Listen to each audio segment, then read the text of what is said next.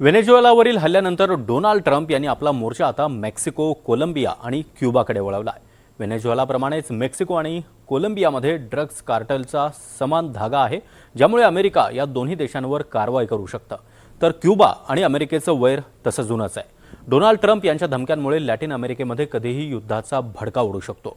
मात्र असं घडलंच तर हे देश अमेरिकेचा सामना करू शकतील का, पाहूयात।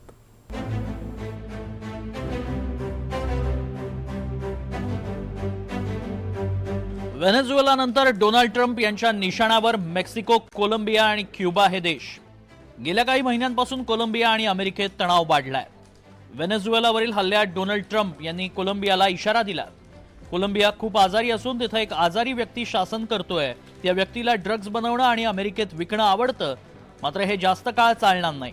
ट्रम्प यांनी कोलंबियाचे राष्ट्रपती गुस्ताव पेट्रो यांना हा इशारा दिलाय। यानंतर पेट्रो यांनी डोनाल्ड ट्रम्प यांना कोलंबियात येण्याचं निमंत्रण दिलं। ट्रम्प यांनी स्वतः कोलंबियात येऊन ही स्थिती पाहावी असं पेट्रो यांनी सांगितलं।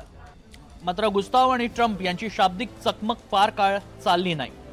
गुस्ताव पेट्रो यांनी डोनाल्ड ट्रम्प यांना फोन करून त्यांच्यासोबत समेट घडवण्याचा प्रयत्नही केला। या चर्चेनंतर ट्रम्प यांनी गुस्ताव पेट्रो यांना व्हाईट हाऊसमध्ये भेटीसाठी निमंत्रण दिलं। कोलंबियाप्रमाणेच मेक्सिको देखील अमेरिकेच्या निशाण्यावर आहे। व्हेनेझुएला आणि कोलंबियाप्रमाणेच मेक्सिकोमध्ये एक धागा समान आहे, तो म्हणजेच ड्रग्ज कार्टेलचा। मेक्सिकोमधून मोठ्या प्रमाणात ड्रग्ज अमेरिकेत पोहोचतात, त्यामुळे डोनाल्ड ट्रम्प यांनी मेक्सिकोवरही हल्ला करण्याची धमकी दिली आहे। मेक्सिकोच्या पंतप्रधान क्लाउडिया शिनबाम यांनी निकोलस मादुरोंच्या अटकेवर तीव्र नाराजी व्यक्त केली होती। मला वाटतं ही ट्रम्प यांची फक्त बोलण्याची पद्धत आहे। मला वाटत नाही की ते अशा प्रकारचं कोणतं पाऊल उचलतील। ट्रम्प यांनी अनेकदा अमेरिकन सैन्याला मेक्सिकोमध्ये प्रवेश देण्याची मागणी केली आहे, ज्याला आम्ही नेहमीच ठामपणे विरोध केलाय। याचं कारण म्हणजे आम्ही मेक्सिकोच्या सार्वभौमत्वाचं रक्षण करतो आणि दुसरं म्हणजे आम्हाला याची आवश्यकता वाटत नाही। डोनाल्ड ट्रम्प क्युबावरही लक्ष ठेवून आहेत। व्हेनेझुएलाच्या समर्थक देशांमध्ये क्युबाचाही समावेश आहे।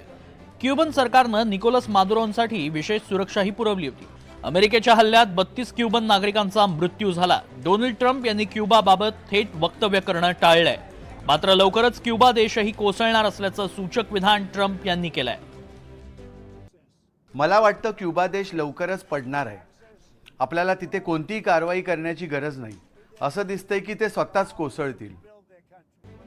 लॅटिन अमेरिकेतील देशांमध्ये येणाऱ्या काळात संघर्ष वाढणार आहे। डोनाल्ड ट्रम्प यांची अतिधाडसी धोरणं, धमकीच्या स्वरातील विधानं लॅटिन अमेरिकेत युद्धाचा भडका उडवू शकतात। मात्र असं झालंच तर हे देश अमेरिकेसमोर तग धरू शकतील का, हा देखील एक महत्त्वाचा मुद्दा आहे। अमेरिकेच्या सैन्य दलाची ताकद जगभरातील सैन्यांच्या तुलनेत सर्वात मोठी मानली जाते। अमेरिका आपल्या संरक्षण बजेटसाठी जवळपास $895 बिलियन खर्च करतो आणि लॅटिन अमेरिकेतील सैन्यांची ताकद पाहता हे देश अमेरिकेचा सामना करू शकतील अशी परिस्थिती नाही। या चारही देशांच्या सैन्यांची ताकद अमेरिकेच्या तुलनेत नेमकी किती आहे, पाहूया। अमेरिकेच्या लष्करातील सैनिकांची एकूण संख्या 13,30,000 इतकी आहे, तर मेक्सिकोकडे 4,12,000, कोलंबियाकडे 2,93,000, व्हेनेझुएलाकडे 1,09,000 आणि क्युबाकडे 45,500 इतकंच सैन्य दल आहे।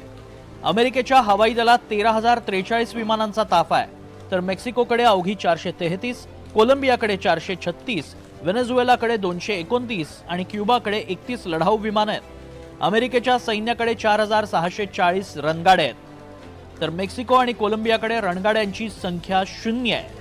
व्हेनेझुएलाच्या सैन्याकडे 172 आणि क्युबाकडे 133 रणगाडे आहेत। अमेरिकेच्या नौदलाकडे 440 युद्धनौका आहेत, मेक्सिकोकडे 167, कोलंबियाकडे 233, व्हेनेझुएलाला 34 आणि क्युबाकडे 19 युद्धनौका आहेत।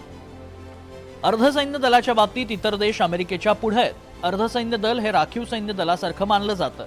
अमेरिकेत अर्धसैन्य दलासारखी कोणतीही सेना नाही, मात्र मेक्सिकोकडे 1,20,000, कोलंबियाकडे 1,50,000, व्हेनेझुएलाकडे 2,20,000 आणि क्युबाकडे सर्वाधिक 11,45,000 अर्धसैन्य दल आहे। म्हणजेच क्युबाच्या सैन्य आणि अर्धसैन्य दलांची संख्या मिळवली तर ती अमेरिके एवढीच आहे। मिलिटरी पॉइंट ऑफ व्ह्यूनं हे तीनही देश अमेरिकेसमोर उभे राहू शकत नाही. पण असं जरी असलं तरी असिमेट्रिक वॉरफेअर म्हणजेच स्थलांतरितांचा अमेरिकेमध्ये वाढणारा लोंढा आणि सोबतीला मोठ्या प्रमाणामध्ये ड्रग तस्करी याच्या माध्यमातून अमेरिकेच्या सुरक्षा व्यवस्थेला छेद देण्याचा प्रयत्न नक्कीच हे तीन देश येणाऱ्या काळामध्ये करू शकतात. येणाऱ्या काळामध्ये चीन आणि रशिया यांनी अमेरिकेविरुद्ध या तीन देशांना संरक्षण प्रदान करून दिलं तर नक्कीच अमेरिका आणि रशिया यांच्यामध्ये संघर्षाची परिस्थिती निर्माण होऊ शकते. अर्थातच युद्ध हा केवळ सैन्यबळ आणि शस्त्रांचा खेळ नाहीच. युद्धाची रणनीती, प्रत्येक देशाची भौगोलिक परिस्थिती, आंतरराष्ट्रीय पातळीवर इतर देशांशी असलेले संबंध अशा अनेक बाबींवर युद्धाचं भविष्य ठरत असतं. Bureau report, NDTV Marathi.